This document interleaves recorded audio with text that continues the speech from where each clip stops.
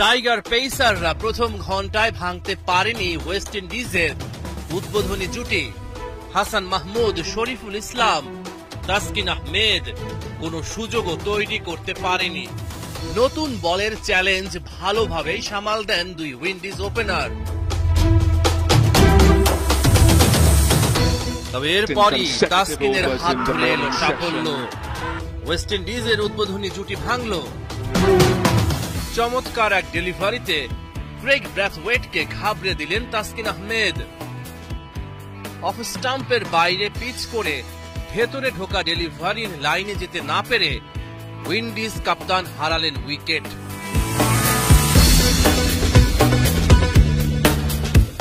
পরপর 2 ওভারে 2টি উইকেট শিকার করেন তাসকিন আহমেদ। ক্রেগ ব্রাথওয়েটের পর তুলে নেন কেসি কার্টির উইকেট।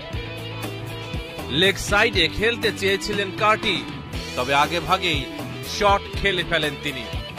বল তার ব্যাটের কানায় লেগে চলে যায় তাইজুলের হাতে সরাসরি। 2 উইকেটে 50 রান নিয়ে লাঞ্চে স্বাগতিকেরা। তাসকিনের দুরন্ত বোলিংয়ে আপার হ্যান্ডে টাইগাররা। দিনের প্রথম সেশনে জোড়া উইকেটের সাফল্য নিয়ে দ্বিতীয় সেশনে মাঠে নামে বাংলাদেশ। এবার 3 নম্বর উইকেটটা আসে রান আউট থেকে। মিরাজের বলে জোড়া রান নিতে গিয়ে ফাঁদে পড়েন কাভেম হজ। তাইজুলের দারুণ একটা থ্রোতে স্টাম্প ভেঙে রান আউট সম্পন্ন করেন উইকেট কিপার লিটন দাস। গোটা দল তখন মাতে উৎসবে।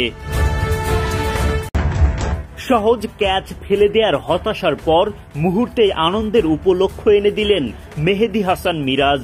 সাথে যোগ দিলেন তাইজুলও। 97 আর 90 রানে কাঁটা পড়ে সেঞ্চুরি খোয়ালেন 2 ক্যারিবীয় ব্যাটার। কামব্যাক বাংলাদেশের। দিনের শেষ সেশনে বাংলাদেশের ওপর চাপ বাড়ান লুইস ও আথেনেজ জুটি। এর মাঝে বড় ভুল করে ফেলেন অধিনায়ক মিরাজ। তাইজুলের বলে ফাঁদে পড়ে স্লিপে ক্যাচ দেন লুইস। তবে সহজ ক্যাচটা লুফে নিতে পারেননি টাইগার কাপ্তান। ফিরে এসে চমক দেখান সেই মিরাজ। সেঞ্চুরি পূরণ থেকে মাত্র 3 রান দূরে থাকতেই তোলেন লুইসের উইকেটটা। ডাউন দ্য উইকেট এসে ছক্কা হাঁকাতে গিয়ে স্লিপে ধরা পড়েন লুইস। দারুণভাবে ক্যাচটা লুফে নেন শাহাদাত হোসেন দীপু। আঙুল ঘুরিয়ে উদযাপন শুরু মিরাজের। 97 রানে আউট হয়ে হতাশায় ভেঙে পড়েন লুইস। তাকে সান্ত্বনা দেন ক্যাচ নেয়া দীপু। এরপর ভেলকি আরেক স্পিনার তাইজুল ইসলামের। তিনি সেঞ্চুরি করতে দেননি অ্যাথেনেজকে। 90 রানে লিটনের হাতে ক্যাচ দিয়ে মাথায় হাত দশা এই ক্যারিবীয় ব্যাটারের। দিন শেষের আগেই 2 ব্যাটারকে সেঞ্চুরি বঞ্চিত করে ঘুরে দাঁড়ায় বাংলাদেশ। শুক্রবার সিরিজের প্রথম টেস্টে ওয়েস্ট ইন্ডিজের মুখোমুখি হয় বাংলাদেশ। টস জিতে আগে বোলিংয়ের সিদ্ধান্ত নেন অধিনায়ক মেহেদী হাসান মিরাজ। মাঠের লড়াই শুরুর আগে দলবল নিয়ে জাতীয় সঙ্গীত গাইলেন ক্যারিবীয় দ্বীপে। টেস্ট ফরম্যাটে বাংলাদেশের হয়ে 14তম অধিনায়ক মিরাজ। নিয়মিত অধিনায়ক নাজমুল শান্তর চোটে এই সুযোগ মেলে তার। এদিকে এই ম্যাচটা আবার মিরাজের ক্যারিয়ারের 50তম টেস্ট। সব মিলিয়ে তার জন্য স্মরণীয় একটা দিন। স্মরণীয় দিনে খেলা শুরুর আগে সতীর্থদের সাথে সাজিয়ে নেন পরিকল্পনা। এদিকে এই ম্যাচ দিয়ে বাংলাদেশ জাতীয় দলের হয়ে ফের যাত্রা শুরু হলো সিনিয়র সহকারী কোচ মোহাম্মদ সালাউদ্দিনের। অ্যান্টিগা টেস্টে বাংলাদেশের হয়ে ইনিংস শুরু করেন পেসার হাসান মাহমুদ। হাসানের মেডেনে শুভ সূচনা পায় বাংলাদেশ। হাসান বাদেও বাকি 2 পেসার তাসকিন আহমেদ ও শরীফুল ইসলাম করেন দুর্দান্ত বোলিং। তাসকিনের ইয়র্কারে তো দিশেহারা ক্যারিবিয়ান ওপেনার মিখাইল লুইস। দলের হয়ে প্রথম উইকেটটাও তোলেন তাসকিন। ফুল লেংথে স্টাম্প বরাবর বোলিং। ক্রেগ ব্রাথওয়েট বলটা ব্যাটে নিতে পারেননি। বল আঘাত করে তার প্যাডে। ততক্ষণে জোরালো আবেদন শুরু তাসকিনের। তার সঙ্গে সুর মেলায় গোটা দল। জোরালো আবেদনে সাড়া দেন লঙ্কান আম্পায়ার কুমার ধর্মসেনা। যদিও রিভিউ নিয়ে বসেন ওয়েস্ট ইন্ডিজ অধিনায়ক, তাতে অবশ্য ভাগ্য ফেরেনি তার। ডিআরএসও সিদ্ধান্ত দেয় বাংলাদেশের পক্ষেই। ফলে টানা 13 ওভার ভালো বোলিংয়ের পর প্রথম সাফল্য পায় বাংলাদেশ। 38 বল খেলে মাত্র 4 রান করে বিদায় নেন ব্রাথওয়েট। দলের জন্য দ্বিতীয় উইকেটটাও শিকার করেন পেসার তাসকিন। এবার তিনি ফাঁদে ফেলেন নাম্বার 3-এ নামা কেসি কার্টিকে। মিডন অঞ্চলে পাহারার দায়িত্বে থাকা তাইজুল ইসলাম লুফে নেন সহজ একটা ক্যাচ। তাইজুলের উদ্দেশ্যে করতালিতে উদযাপন শুরু করেন তাসকিন। এদিকে দুর্দান্ত বোলিং করা এই পেসারকে ঘিরে গোটা দলের উদযাপন শুরু। অধিনায়ক মিরাজ তো পিঠ চাপড়ে দেন বাহবা। মাত্র 25 রানের মধ্যে 2টা উইকেট তুলে নেয় টাইগাররা। আইপিএল নিলামে বাংলাদেশিদের দল পাওয়ার সম্ভাবনা কি কিছুটা কমে গেল, এই প্রশ্ন উঠতেই পারে। মেগা নিলামে 12 বাংলাদেশির নাম দেখে পুলকিত হয়েছিলেন অনেকেই। তবে মাত্র এক ক্রিকেটার ছাড়া বাকি কারো 3 মৌসুম খেলার নিশ্চয়তা নেই। এতে ফ্র্যাঞ্চাইজিদের পছন্দের নজর থেকে সরেও যেতে পারে তাসকিন, মুস্তাফিজ, লিটন, নাহিদ রানাদের নাম। বিপত্তিটা বেঁধেছে ক্রিকেটারদের অ্যাভেলেবিলিটি নিয়ে।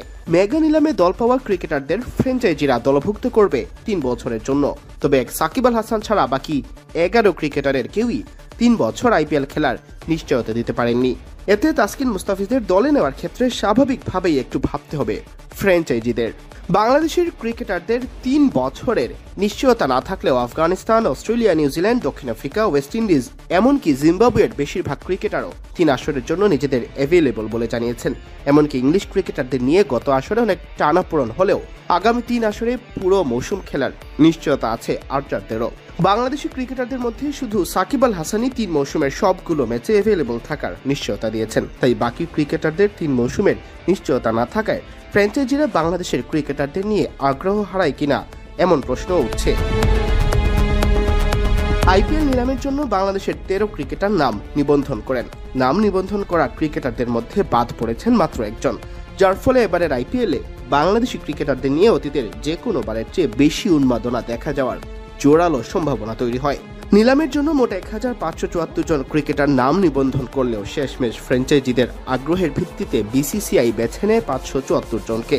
আইপিএল এর নিলামে সাম্প্রতিক বছরগুলোর পরিসংখ্যান বিচারে এবারই সবচেয়ে বেশি বাংলাদেশি ক্রিকেটারের নাম উঠতে যাচ্ছে ফ্র্যাঞ্চাইজিগুলোর সামনে। বাংলাদেশি ক্রিকেটারদের মধ্যে সর্বোচ্চ 2 কোটি রুপি ভিত্তিমূল্য মুস্তাফিজুর রহমানের, যিনি আইপিএল এর সর্বশেষ আসরে একাধিকবার হয়েছিলেন পার্পল ক্যাপের মালিক। 1 কোটি রুপি ভিত্তিমূল্য মেহেদী হাসান মিরাজ, সাকিব আল হাসান ও তাসকিন আহমেদের। এছাড়া অন্যান্যদের মধ্যে রয়েছেন রিশাদ হোসেন, লিটন দাস, তাওহিদ হৃদয়, শরীফুল ইসলাম, তানজিম হাসান সাকিব, শেখ মেহেদী হাসান, হাসান মাহমুদ ও নাহিদ রানা। তাদের প্রত্যেকেরই ভিত্তিমূল্য 75 লাখ রুপি করে। আগামী রবিবার বাংলাদেশ সময় দুপুর 1টায় সৌদি আরবের জেদ্দায় শুরু হবে এবারের আইপিএল এর মেগা নিলাম। শেষ পর্যন্ত কয়জন বাংলাদেশি এবার দল পান তাই দেখার বিষয়। সিয়াম চৌধুরী, পিডি ক্রিক টাইম।